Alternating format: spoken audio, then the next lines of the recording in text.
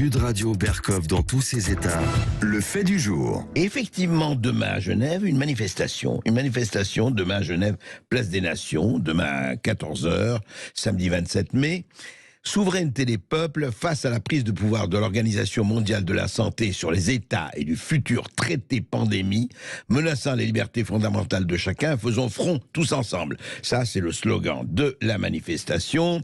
Et nous avons avec nous Chloé Frambery, qui est lanceuse d'alerte et informatrice. Bonjour Chloé Frambery. Bonjour André Berkov, est-ce que vous m'entendez? Eh bien écoutez, on vous entend très bien. Et alors voilà, vous êtes donc en direct de Genève, vous m'appelez de là, et en fait, je vois alors ce qui se dit, oui, l'Organisation mondiale de la santé préparerait, mais toujours conditionnel, un traité plan pandémie à venir. Les pays qui ratifieront ce traité seront soumis à une tyrannie sanitaire lors de la survenue d'une nouvelle épidémie décrétée par l'OMS. Donc, en fait, ce qui se dit, enfin par certains, il y a un plan pandémie qui se prépare. Alors, ça veut dire quoi? Y a-t-il une nouvelle pandémie qui est annoncée, Chloé Frambery? Expliquez-nous. Alors, c'est ce qu'on peut lire entre les lignes, parce que ce n'est pas une supposition, c'est effectivement un traité qui est en train de se négocier en ce moment à Genève jusqu'au 30 mai. Là, il y a la session de l'Assemblée mondiale de la santé, la 76e. Oui. Et ce traité est censé être adopté l'année prochaine, en mai 2024, à l'OMS. Oui, attendez, on vous entend hacher, Chloé. Est-ce que vous pouvez approcher le micro? Allez-y, parce que vous entendez un peu haché. Allez-y, je vous écoute. Allez-y. Vous me dites si c'est bon. Oui, ça va. Alors en fait, il y a deux textes. Il y a le traité pandémie qu'on appelle vulgairement pandémie, qui n'a pas ce nom-là en fait. Pour l'instant, c'est un outil, c'est un instrument, c'est une convention, un accord, on ne sait pas encore. Il y a ce traité et il y a la révision du règlement sanitaire international.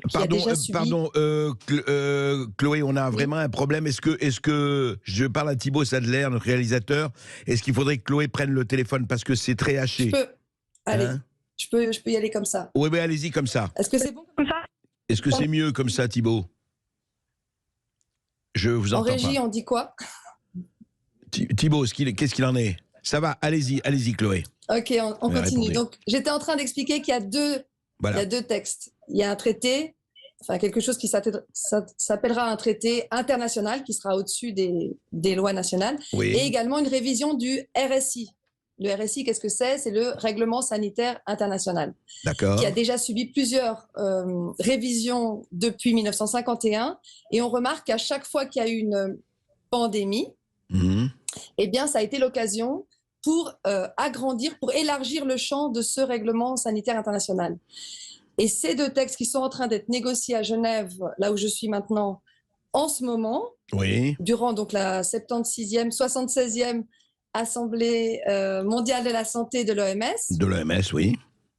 Donc ces négociations permettraient de donner les pleins pouvoirs à l'OMS en termes d'urgence de santé publique, ce que de vous voulez portée dire, internationale. Oui, alors Chloé Frambery, ce que vous voulez dire, c'est que, en fait, l'OMS, l'Organisation mondiale de la santé, aurait absolument les pleins pouvoirs pour décréter telle ou telle mesure qui s'appliquerait obligatoirement aux nations, Exactement. aux États, c'est ça? C'est exactement ça. Ça fait partie du texte qui est l'avant-projet du traité pandémie qui explique que la souveraineté des pays serait transférée directement à l'OMS et le règlement sanitaire international ajoute que ce serait Tedros Adhanom Ghebreyesus, donc le PDG, si on peut dire, le président, le directeur de l'OMS, qui aurait la décision souveraine et suprême de décider donc si il y a une pandémie ou en tout cas une urgence de santé publique de portée internationale. Et pour la petite histoire, André, ça s'écrit fake en anglais, ça s'écrit P-H-E-I-C. Ah oui, fake. Si on prononce comme fake, comme fake news, c'est rigolo. Mais dites-moi, Chloé, non, juste, alors, parce que le projet, tout le monde peut le consulter, il est public, on le voit. Oui. En fait, certains vous disent, parce que j'ai regardé un peu, on a regardé un peu de dossier là-dessus, oui. Est-ce que, effectivement, ce que disent certains, oui, mais l'article 4, par exemple, ce qui est en train de se passer, on a bien une réaffirmation de l'indépendance des États dans la définition et la gestion de la santé publique, mais ajoutent certains, immédiatement après, effectivement, le balancier part dans l'autre direction, parce qu'on dit dans le rapport, le droit souverain des États n'existe que dans la mesure où les activités des États ne nuisent pas à leur population ni aux autres pays. Effectivement, qu'est-ce que ça veut dire nuire? C'est ça le problème. Qu'est-ce que ça veut dire? Merci André d'avoir mis le doigt sur les mots importants, parce qu'effectivement, qui décide dans quelle mesure un pays nuit à un autre en termes de santé publique? On a vu avec le Covid que le tous vaccinés, tous protégés était le mantra et qu'on nuisait aux autres en ne se vaccinant pas. On a vu ce que ça a donné. Alors, justement, aujourd'hui, si vous voulez, est-ce que ça va se décider cette semaine ou la semaine prochaine, ce projet de loi? Est-ce qu'il doit être accepté par les 194 États, par la majorité absolue, par une partie? Est-ce que vous savez, alors, Chloé, c'est important. Comment ça peut se passer? Oui, allez-y. Donc, il y a les deux textes. Il y a le traité pandémie d'une part et le RSI d'autre part. Oui. Le traité pandémie est censé être adopté avec 2/3 des voix. Il faut savoir que donc, vous avez cité donc il y a 194 pays, et que chaque pays est représenté par une délégation qui comporte plusieurs personnes. Par exemple, pour la France, il y a 36 personnes qui participent qui consultent, d'accord. Voilà. Et ensuite, ils donnent une seule voix, évidemment, par État membre. D'accord. En Suisse, je crois qu'on a 14 représentants. Il faut savoir aussi que parmi ces représentants, on a le ministre de la Santé du pays et puis des docteurs, des experts qui sont désignés par le gouvernement du pays. Du pays, d'accord. Et puis pour le règlement sanitaire international, il faut une majorité simple. Ah oui, plus, ça sera voté, 50% et plus, quoi, 51%, c'est ça. C'est ça, exactement.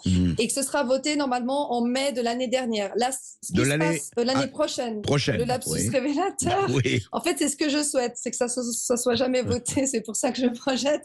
Alors, c'est quoi? Alors, sur le RSI, ce serait quoi, en fait, par rapport au plan pandémie?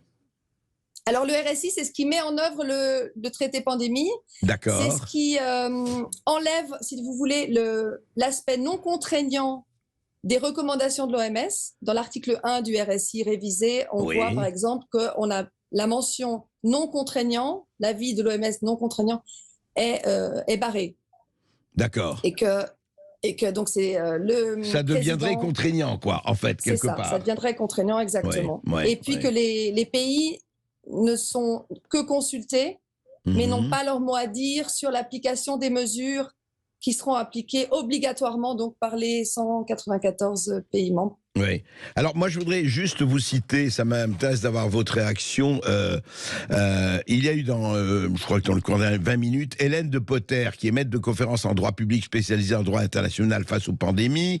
Elle a été interviewée et elle dit que le projet est intéressant sur certains aspects, mais reste vague sur beaucoup d'autres. Voilà. Donc effectivement, le projet d'accord va être formulé d'ici à mai 23. Corrigez-moi si je me trompe, Chloé Framery. Le projet d'accord final doit être examiné par l'Assemblée mondiale de la santé en 2024, pas en 2023. Hein, c'est bien ça. En 2023, maintenant, il y a le draft numéro 1, si on veut, qui est rédigé. C'est ça, mais il ne sera voté qu'en 2024. Exactement. D'accord. Le vote est censé aboutir en 2024. Donc on a 1 an pour convaincre nos représentants de ne surtout pas signer ces deux choses. Ouais. Alors justement, c'est très intéressant parce que je répète les arguments encore une fois de Hélène de Potter. Bon, elle dit voilà les points positifs. Promotion de l'approche une seule santé, c'est une bonne chose, mais elle est très imprécise, dit-elle. Promotion du partage des pathogènes et séquences génétiques à l'échelle mondiale. Répartition juste et équitable des produits de santé liés aux pandémies en fonction des risques et des besoins, et pas en fonction des capacités et financements. Mais elle ajoute des réserves, un projet incomplet qui pourrait être amélioré sur la question de la sécurité des laboratoires où sont étudiés des pathogènes dangereux, sur les modalités de conclusion des contrats pharmaceutiques. On a bien discuté de ça, sur le phénomène de l'infodémie. Et justement, je voudrais vous interroger là-dessus, parce qu'une des choses qui a été très très frappant dans la gestion de la pandémie ou de l'épidémie Covid-19, c'est qu'on le sait aujourd'hui, sur les contrats qui ont été signés entre les États l'Union européenne, pour parler de l'Union européenne, chez nous, et les laboratoires, que ce soit Pfizer ou Moderna ou autres, on sait aujourd'hui, on le sait de quelque temps, que le laboratoire avait refusé toute responsabilité en ce qui concerne les dommages collatéraux ou les effets indésirables. Et effectivement, les États avaient accepté. Est-ce que dans ce draft qui est en train d'être discuté, est-ce qu'on a remis sur le tapis la responsabilité de Big Pharma, ou en tout cas des laboratoires pharmaceutiques? Alors, je ne l'ai pas vu. Je ne l'ai pas vu, mais ça ne veut pas dire qu'il n'y est pas. Oui. Par contre, ce que j'ai vu, c'est que la volonté est de lutter contre ce qu'ils appellent les informations trompeuses, les informations fausses et la désinformation. Oui. Ça fait partie, je crois que c'est l'article 17 ou 14 du draft 0, de l'avant-projet du traité pandémie, et qu'il y a une veille qui est organisée pour surveiller les réseaux sociaux par rapport aux informations qui sont données. D'accord. Et c'est aussi intéressant de voir qu'on ne parle pas seulement de fausses informations, mais d'informations trompeuses, c'est-à-dire des informations qui sont vraies, mais qui dérangent le narratif, disons, officiel de l'OMS. Donc il y aurait une tendance pour vous vers une espèce de censure, ou en tout cas de surveillance, de liberté très surveillée. Absolument, oui, ça fait partie du Alors, justement, projet. là, parlez-moi un peu de ce mouvement qui organise cela, c'est-à-dire ce que vous êtes en train de faire, et j'ai vu les orateurs qui viendraient d'un peu partout, en Europe, etc. Et au fond, aujourd'hui, Chloé Framry, vous avez fait partie de ce mouvement depuis pratiquement le tout début, mais au-delà, et vous faites évidemment un traité de complotiste, etc. Bon, ça, vous n'êtes pas la seule, il y a Jean-Dominique Michel, et puis il y a tous les autres. Mais au fond, est-ce qu'aujourd'hui, à l'heure où on parle, et on essaye d'être, moi je ne prends pas parti, on essaye d'être le plus apaisé possible, sinon objectif, parce que l'objectivité, c'est vraiment l'auberge espagnole. Mais qu'est-ce que, au fond, on peut dire aujourd'hui? En quoi, effectivement, alors je pose la question, en quoi le fait qu'il y ait une autorité mondiale qui dirait, écoutez, vous pensez qu'ils peuvent décider, au fond, contre les nations, contre les États? C'est ce côté contraignant, c'est ce côté gouvernement mondial qui vous gêne, au fond? Moi, c'est le côté privation de liberté, absence de choix concernant notre santé et nos déplacements. Parce que ce qui est visé, c'est nos déplacements à travers le monde, à travers les pays. Est-ce qu'on m'entend toujours? Oui, tout à fait, très bien. Parce qu'il y a eu une sorte de brouillard. Non, très bien. On a vu que pendant l'épisode Covid, on a eu des restrictions de liberté graves, assez profondes, et même des suspensions en France qui ont duré presque 2 ans, enfin 1 an et demi. Tout à fait. Et le confinement, etc., tout ce qu'il y a eu. Oui. Alors, je sais qu'en France, ça a été gratiné. C'était pire qu'en Suisse. Ici, on n'a pas eu de confinement obligatoire. On n'a pas eu de couvre-feu. On n'a pas eu de papier à signer quand on sortait de la maison. Vous n'avez pas fait d'auto-attestation, etc. Non, etc. Pas d'auto-attestation pour nous. Par contre, des groupes restreints pour se réunir, pour faire la fête, pour faire des repas ensemble, au restaurant également. Mais toutes ces mesures, d'une part, n'ont pas prouvé leur efficacité et, jusqu'à présent, étaient des recommandations que les pays appliquaient ou pas en fonction de leur politique interne. D'accord. Et à partir du moment où l'OMS décide que ces mesures sont obligatoires sur pratiquement toute la planète, on a des restrictions de liberté fondamentale, de droits fondamentaux, qui sont obligatoires. Et d'ailleurs, dans la révision du RSI, règlement sanitaire, la mention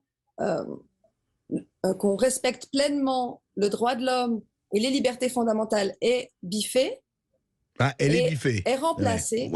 Elle est barrée. Oui, elle est remplacée. Elle est remplacée par des principes de équité, cohérence et inclusivité. Voilà. D'accord. Voilà. Un peu de rideau de fumée, quoi. Tout ça. Oui. En tout cas, ce qui est annoncé, c'est que les droits de l'homme les droits humains ne seront pas nécessairement respectés. Oui. Donc effectivement, vous dites que c'est un combat, c'est un combat que vous menez, qu'un certain nombre de gens mènent à travers le monde, effectivement, et ce n'est pas seulement en Europe, aux États-Unis et ailleurs. Et c'est un combat qui va durer jusqu'en 2024, puisque le coup près, en tout cas si coup près il y a, tomberait en 2024.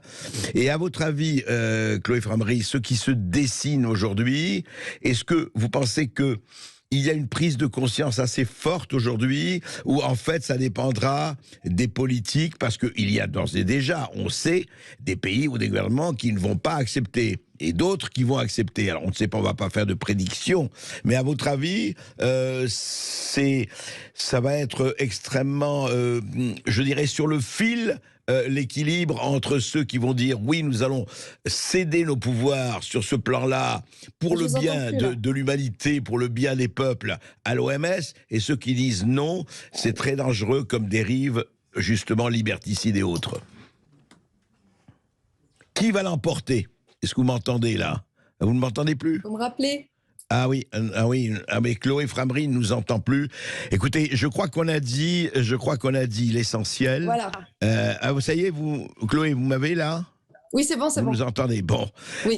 Juste, à votre avis, cette année va être une année de bataille très forte. On voit très bien ce qui va se passer.